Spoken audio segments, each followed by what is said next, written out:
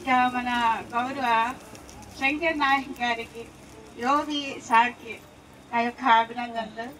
మా యొక్క గిరిజనుల యొక్క సమస్యల గురించి మా పరిష్కారాన్ని తెలుసుకొని ప్రభుత్వంతో పోరాడి మమ్మల్ని కాపాడతారని నేను చాలా నమ్ముతున్నాను. ఇప్పుడు చాలా రోజుల నుంచి న్యూస్లో వచ్చిన వార్త ఏంటంటే గిరిజన గ్రామాలు అసలు లేనే లేవు, గిరిజనులు అనేవారే లేరు అని మన శాసనసభ్యుడు పూల రవికుమారి గారు పదే పదే ప్రెస్ మీట్లు పెట్టి మాట్లాడుతున్నారు. ఇది చాలా బాధాకరమైన విషయం అండి.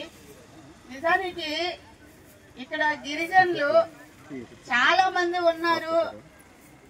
ఎవరు అదే పక్క ప్రాంతాల నుంచి తీసుకొచ్చి ఇక్కడ ఉద్యమానికి తయారు చేస్తున్నారని ఆయన మాట్లాడుతున్నారు. ఆ మాటలు సరైనవి కావు అని నేను అభిప్రాయపడుతున్నాను. మా గిరిజనులు చాలా రోజుల నుంచి అంటున్నారు ఒక మాట ఏంటంటే, మనం ఎక్కడికి వెళ్ళాలి, ఎక్కడ బ్రతకాలి, మనం సంపాదించుకున్న ఈ భూములు, ఈ కొండలు, ఈ ప్రాంతాలన్నీ విడిచిపెట్టి మనం ఎక్కడికి వెళ్ళి బ్రతకాలి, ఎలా బ్రతకాలి, మనకి స్థలాలు ఇస్తారు కానీ మనం ఉన్న ఇల్లులు ఇప్పుడు కొంచెం పెద్దగానే ఉన్నాయి అందరికన్నా, కానీ అక్కడ ఇచ్చి ఎంత ఇస్తారు, మనకి ఒక సెంటో 6 సెంటో ఇస్తారు.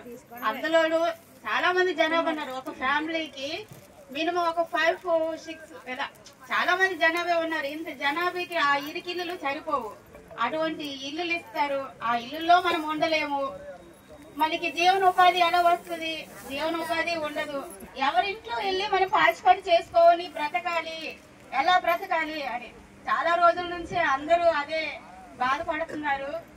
నేను కూడా మొన్న ఒకసారి పూల రవికుమార్ గారు మాట్లాడిన మాటలు వినేసరికి ఈసారి ఇది రథసప్తమి రోజు ఆయన మీడియాతో మాట్లాడుతున్నారు, గిరిజనులే లేరు అక్కడ.